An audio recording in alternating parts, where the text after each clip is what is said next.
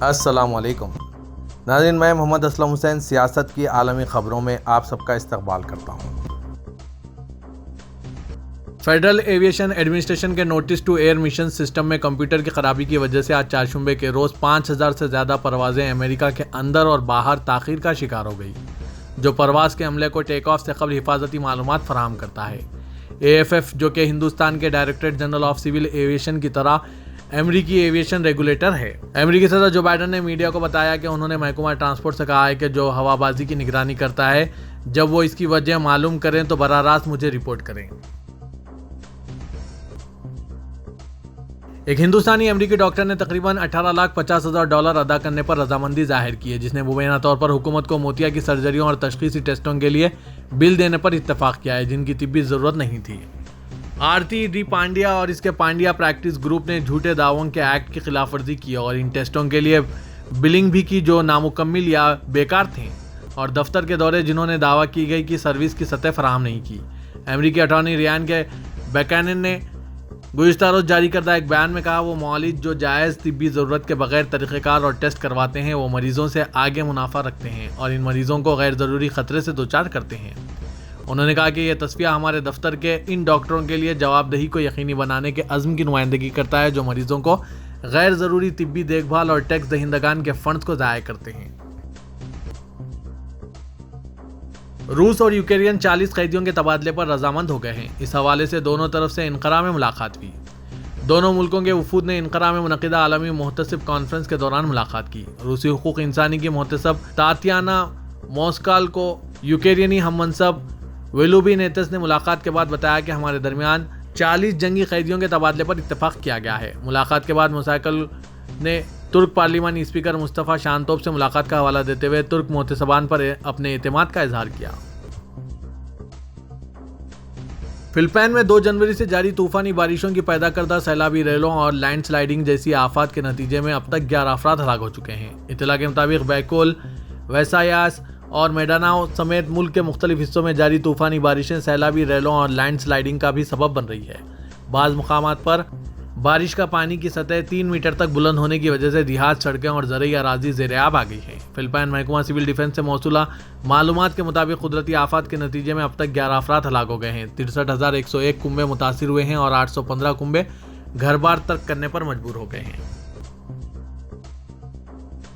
یورپی یونین اور نیٹو نے سنجیدہ انفراسٹرکچر کو درپیش خطرات کے تعین اور نقصان کے ازالے کے لیے مشترکہ ڈیوٹی فورسز کا اجرا کر دیا ہے۔ یورپی یونین کمیشن کی سربراہ اورسولا وان اور نیٹو کے سیکریٹری جنرل اسٹالنبرگ نے یورپی یونین کمیشن اراکین کے دفاعی و سلامتی اجلاس میں شرکت سے قبل میڈیا میں بیان جاری کیا۔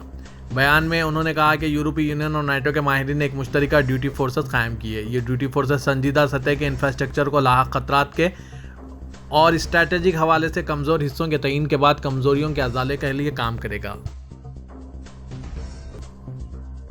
چین نے ٹوکیو کے ذریعے چین کے مسافروں کے لیے نیگیٹو PCR ٹیسٹ پیش کرنے کی امتیازی شرط کے سلسلے میں عام ویزا جاری کرنا بند کر دیا ہے۔ جاپان میں چین کے سفارت خانے نے یہ اطلاع دی۔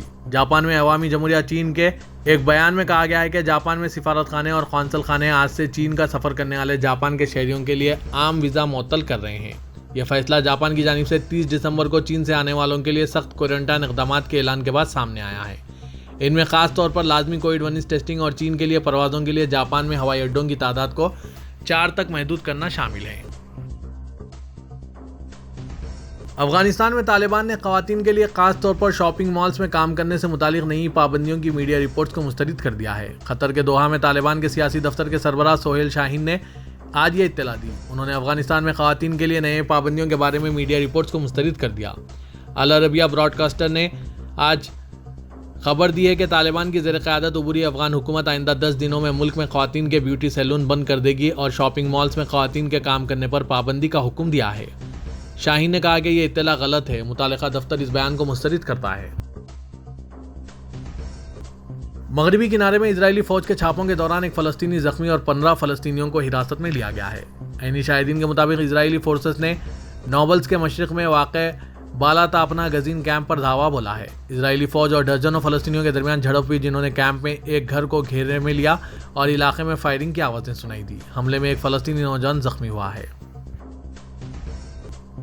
سعودی وزارت ہیومن ریسورسز نے مدینہ میں مختلف پوسٹوں پر سعودیائزیشن کا نیا فیصلہ کیا ہے۔ سعودی پریس ایجنسی کے مطابق سعودیائزیشن کی شرح کو بڑھانے کے لیے جغرافیائی سطح پر مقامی نوجوانوں کو ملازمت کے نئے موقع فراہم کیے جائیں گے۔ فیصلے کے مطابق مدینہ کے تمام ریسٹورنٹوں میں کام کرنے والے ملازمین کی تعداد کے حساب سے 40% سعودی شہری ہوں گے۔ ان ریسٹورنٹس کے محل وقوع الگ سے ہوں گے، کسی تجارتی مرکز میں ہو یا کسی شاپنگ مال میں، سب پر فیصلے کا انطباق ہوگا۔ اس طرح تمام کافی شاپس خواہ وہ الگ سے قائم ہوں یا تجارتی مراکز کے اندر ہوں یا شاپنگ مالز میں، ان میں 50% ملازمین سعودی ہوں گے۔ سعودی عرب کے شہر ریاض کے تاریخی علاقے الدریا میں موسیقی، آرٹ اور مزے کے منفرد کھانوں کے شائقین کو مقامی اور بین الاقوامی اعلیٰ درجے کے مراکز کے ساتھ درائٹ نائٹس ایونٹ اپنی جانب متوجہ کر رہا ہے۔ عرب نیوز کے مطابق الدریا سیزن کا دوسرا ایڈیشن 22 فروری تک جاری رہے گا۔ تمام عمر کے زائرین کے لیے وسیع پیمانے پر مختلف قسم کی دلچسپیاں اور سرگرمیاں پیش کی جا رہی ہے۔ خادم حرمین شریفین شاہ سلمان بن عبدالعزیز اور ولی عہد شہزادہ محمد بن سلمان نے عمان کے فرمانروا سلطان ہاشم بن طارق کو اقتدار سنبھالنے کی سالگرہ پر تہنیتی پیغام روانہ کیا ہے۔ سعودی پریس ایجنسی کے مطابق سعودی قیادت نے سلطان عمان کو اس موقع پر مبارکباد پیش کی۔ سعودی عرب میں موسمیات کے قومی مرکز نے آئندہ ایام کے دوران مملکت بھر میں موسمیاتی تبدیلیوں کے حوالے سے رپورٹ جاری کی ہے۔ اخبار 24 کے مطابق قومی مرکز نے بیان میں کہا کہ آج چہارشنبہ 11 جنوری کی صبح سے جمعے تک تبوک، الجوف اور حدود شمالیہ ریجنوں میں درجہ حرارت میں کمی کا امکان ہے۔ مدینہ منورہ کے شمالی علاقوں اور حائل میں بھی درجہ حرارت میں کمی جبکہ شدید سردی کا امکان ہے۔ پاکستان میں سعودی عرب کے سفیر نواف سعید المالکی نے کہا ہے کہ پاکستان اور سعودی عرب کے درمیان آنے والے دنوں میں سعودی ڈیولپمنٹ فنڈ کے ذریعے $1 ارب سے زائد کے معاہدے پر دستخط ہوں گے۔ سعودی سفیر نے یہ بات سعودی ٹی وی چینل الاخباریہ سے گفتگو کرتے ہوئے کہی ہے۔ نواف سعید المالکی نے کہا کہ پاکستان 1947 میں جب مورز وجود میں آیا تو سعودی عرب ان پہلے ملکوں میں شامل تھا جس نے پاکستان کو تسلیم کیا اور مدد فراہم کی۔ متحدہ عرب امارات کے صدر شیخ محمد بن زاید ال نہیان نے سلطنت عمان کے سلطان ہاشم بن طارق ال سید کو اقتدار میں شمولیت کی سالگرہ کے موقع پر مبارکباد کے پیغام روانہ کیے ہیں۔ اس موقع پر نائب صدر، وزیر اعظم اور دبئی کے حکمران شیخ محمد بن راشد ال مکتوم نے بھی ایسا ہی پیغام سلطان ہاشم کو بھیجا ہے۔ دونوں قائدین نے انہیں مبارکباد پیش کی۔